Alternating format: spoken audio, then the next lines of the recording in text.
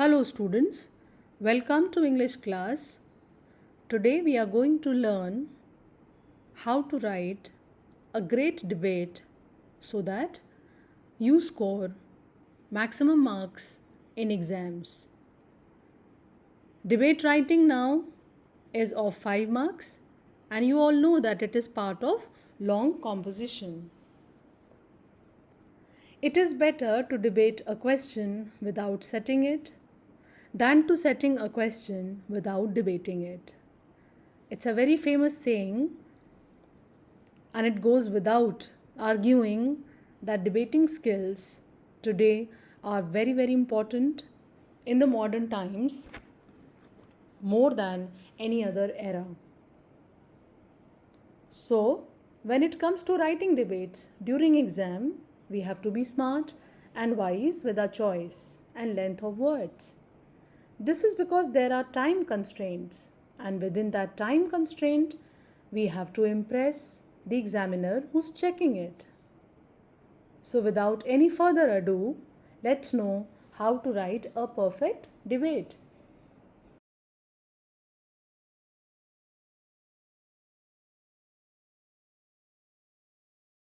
First of all, we'll talk about the format of debate writing.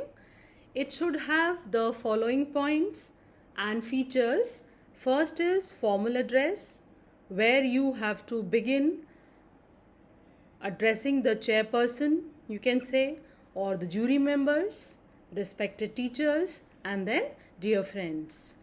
The second point is introduction, which should be very impressive, possibly with a quotation or an extract from a poem.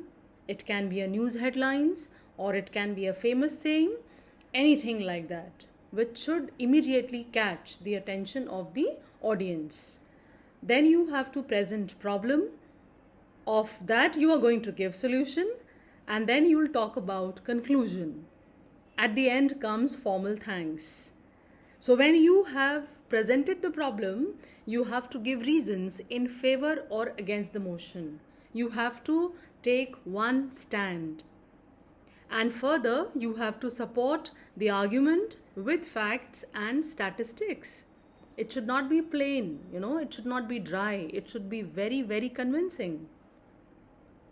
You have to counter your opponent's arguments, attack or deny his claims, use rebuttals. Children, this is the difference between speech and debate, which you normally forget to write when you are writing in the exam. In fact, more than often, you all forget the difference between speech and debate. You start debate convincingly, then it becomes a speech. Or sometimes you begin a speech and gradually, when you are ending or concluding, it takes a different turn. So these two things you have to keep in mind. Debate should be written like a debate, where you are taking only one stand. On the other hand, in speech, you are taking both the stands, and at the end, of course, you are urging or appealing, and you are ending on a positive note. So this point you have to keep in mind. Then at the end of the debate comes formal thanks. That, of course, is one sentence: thank you and have a nice day. That is how we conclude the debate.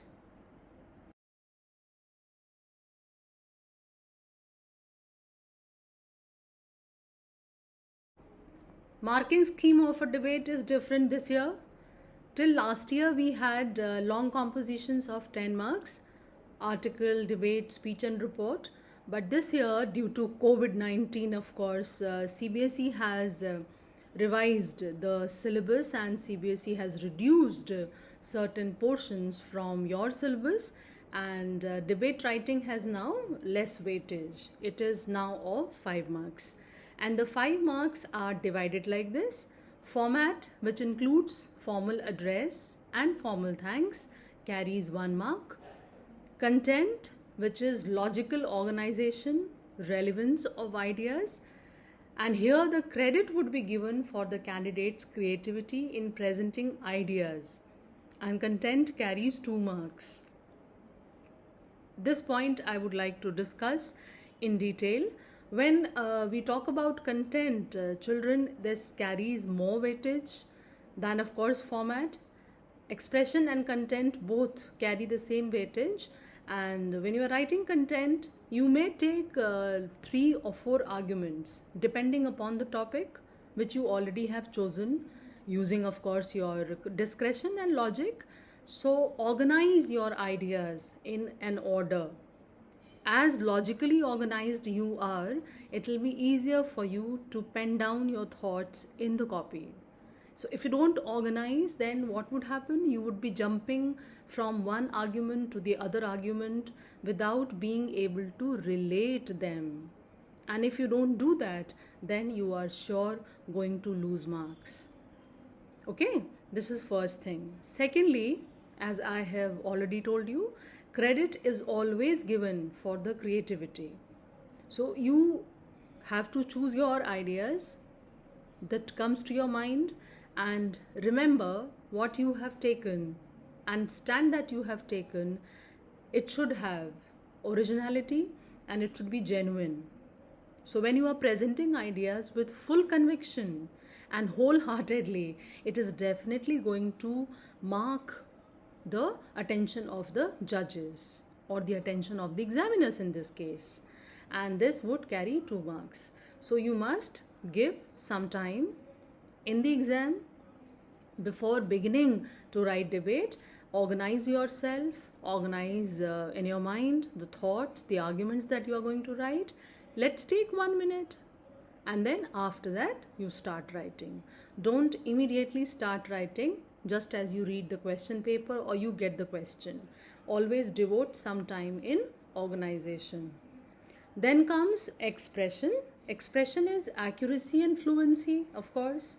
Coherence and relevance of ideas I have discussed already, and appropriate words and spellings. Now all these 3 areas, they give you 2 marks. So if you are accurate and you are fluent in ideas, then your ideas are connected with each other and they correlate with each other, then definitely you will get marks. Similarly, spellings and grammatical errors also you should keep in mind. Normally you are writing debate, it is present tense, and you give references in the past, then that can be past tense. But then sentence that you are writing, that one sentence should always be grammatically correct. All right.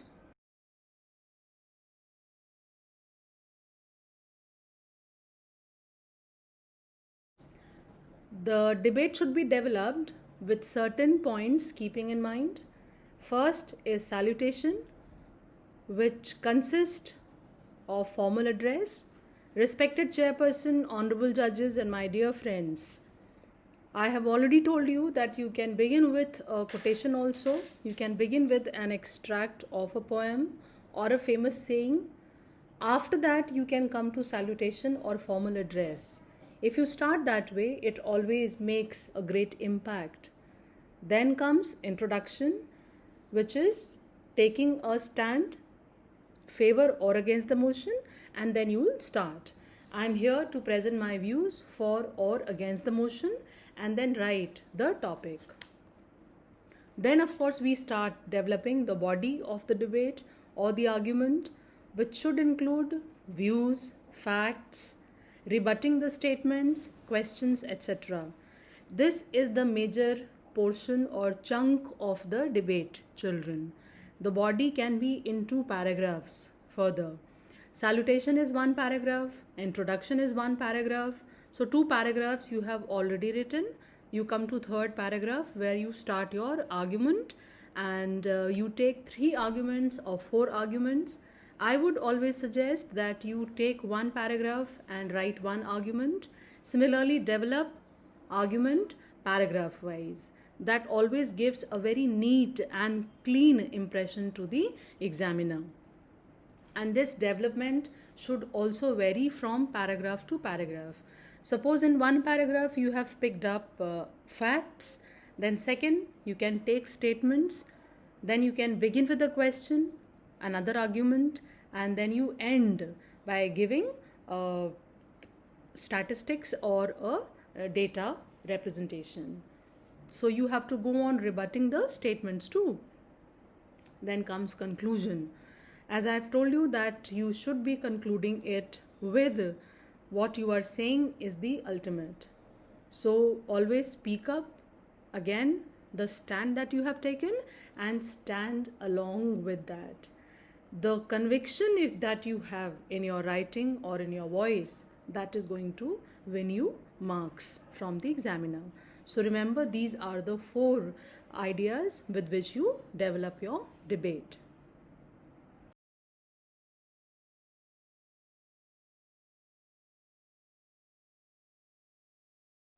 Introduction includes salutations and the topic, including for or against the motion.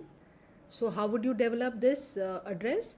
Good morning, everyone, esteemed judges, honorable guests, respected teachers, and my fellow students. I, the name given in the question, or XYZ. Remember, do not write your name. You have to write name given in the question paper or write XYZ. Feel honored to have been given the opportunity to speak for or against the topic, then mention the topic.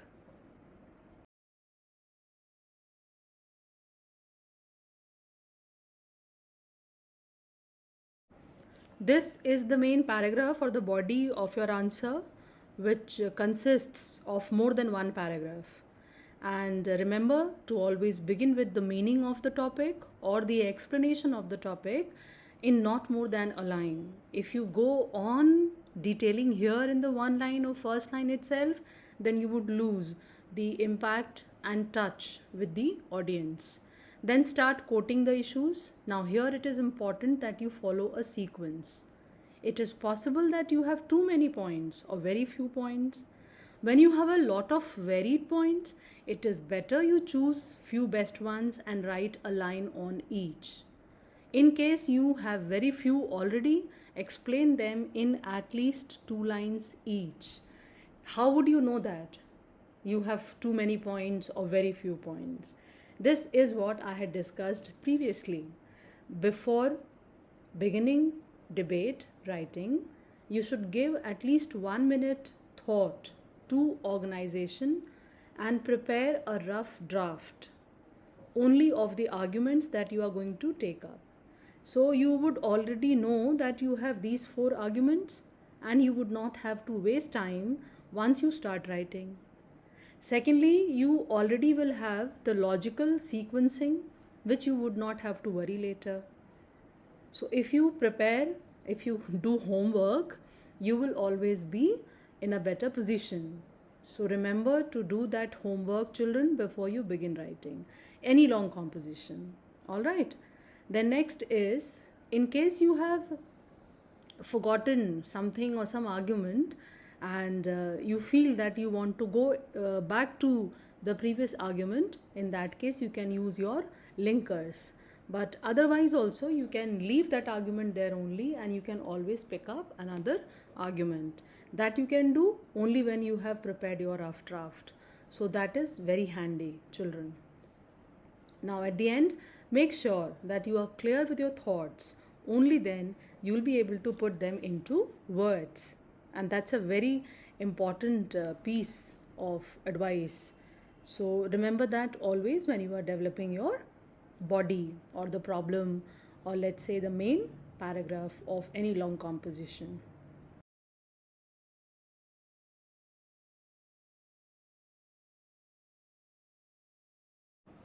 After introduction and the main content, we come to the next paragraph, which is solution. As there is a very famous saying, for every problem there is a solution. So for every problem we have to write a solution. So here as well in debate you are going to write a solution too.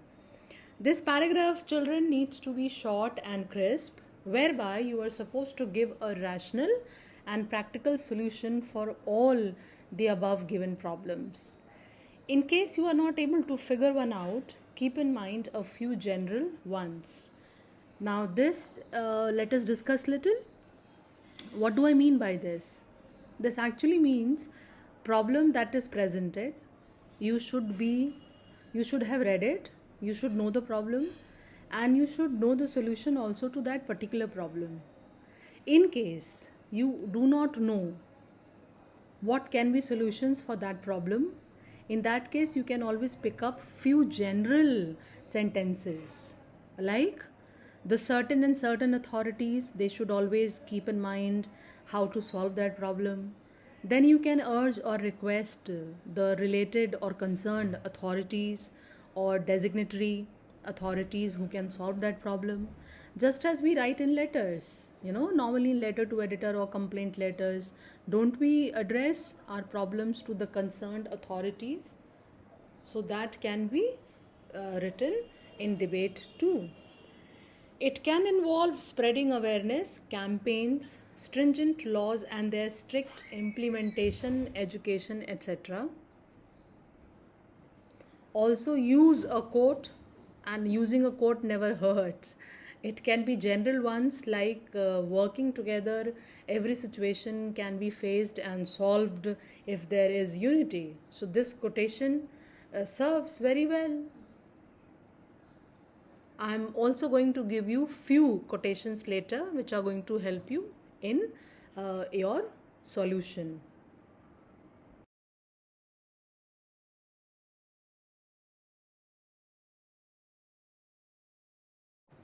So the last part now is conclusion, and this part involves clarification of your statement and stance, along with thanking the audience for being such patient listeners. In your case, the examiner who has been patient with your writing. This paragraph also needs to be short and precise. And you can also add some glitter to your art piece with some quotes at the end, like the word impossible itself says, I'm possible.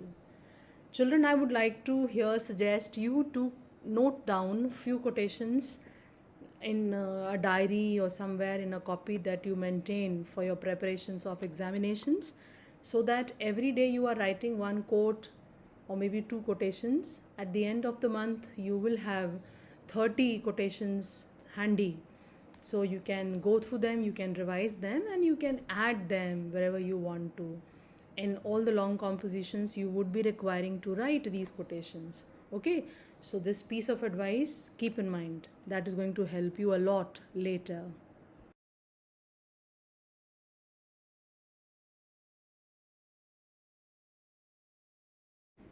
There are certain key expressions which, if you use in your debate, it becomes truly rich and certainly aggressive. For the favor of the motion, you can use phrases such as I strongly favor, I wholeheartedly support.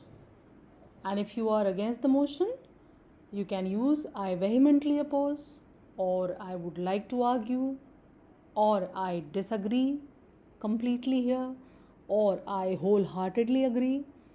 So at the beginning of each paragraph, you can use such expressions. Then there are certain common phrases which are also used in debate, and they are I would like to raise the question or argue, in my opinion, or nothing could be more illogical than.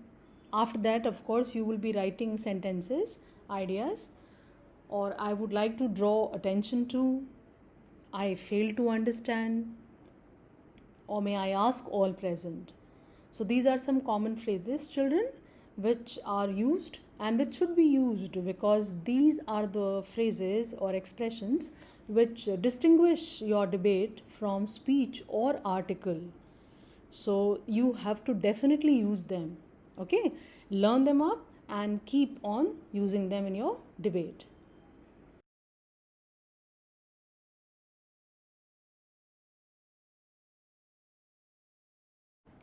You can call this the best opening. One example I have given where you start with a quote. So suppose the topic is tradition is a waste for the youth. So if you start with a quote, it would be like this. It takes an endless amount of history to make even a small tradition.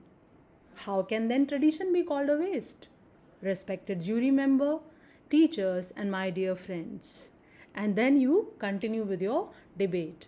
So this beginning so far is the best beginning or best opening of a debate. And you can practice this very well. There are 20-25 quotations if you write them down somewhere, and you know the topics that come in the exams, and you make a list of the topics. You would know that there are certain topics which have been repeatedly asked in the exams. So that way you can prepare the opening of your debate.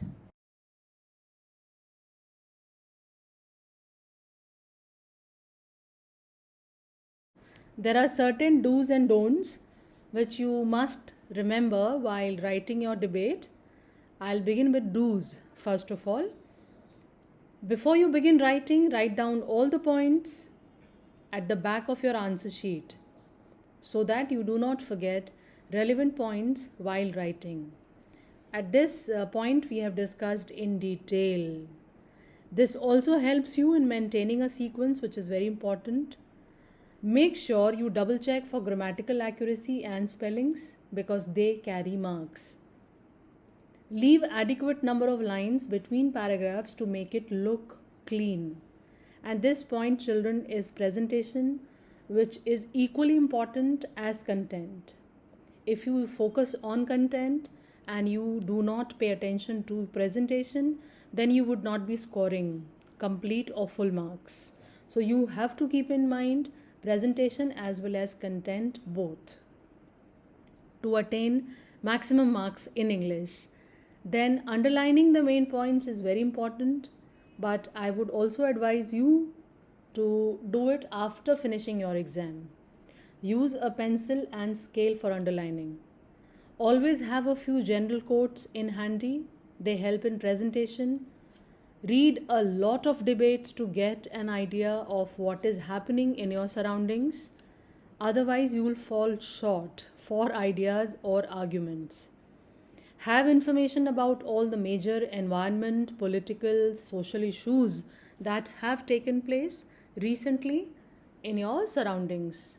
And last but not the least, practice previous year's questions. All right.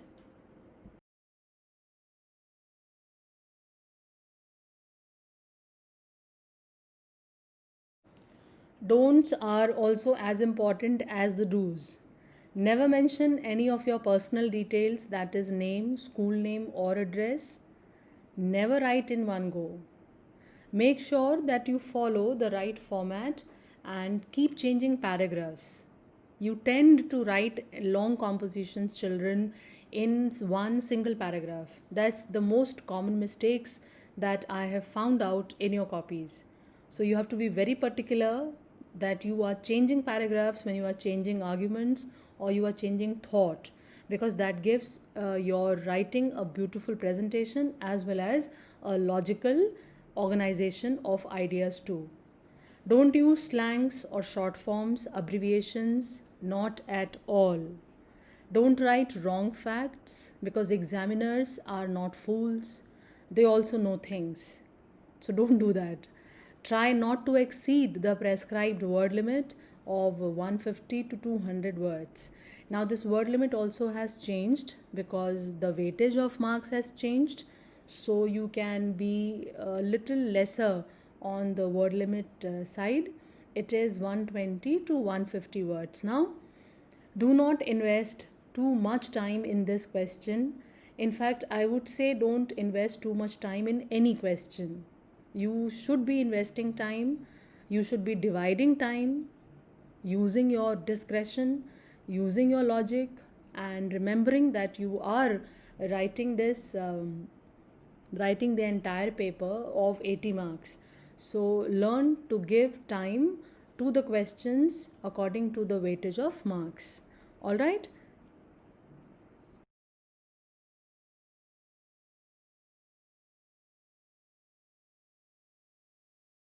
Some popular debate topics are given here which you can practice, children, and sharpen your debate writing skills. The first, social media and its effects. The second one is the death penalty should be abolished. Third, very popular topic, human cloning should be legalized. Another topic which is very, very important nowadays in the current scenario, Online smart classes are future of education style. Next is animal testing should be banned. Juveniles should be tried and treated as adults is another topic. And last topic, climate change is the greatest threat facing humanity today. So these are few topics which I thought should be practiced by you all.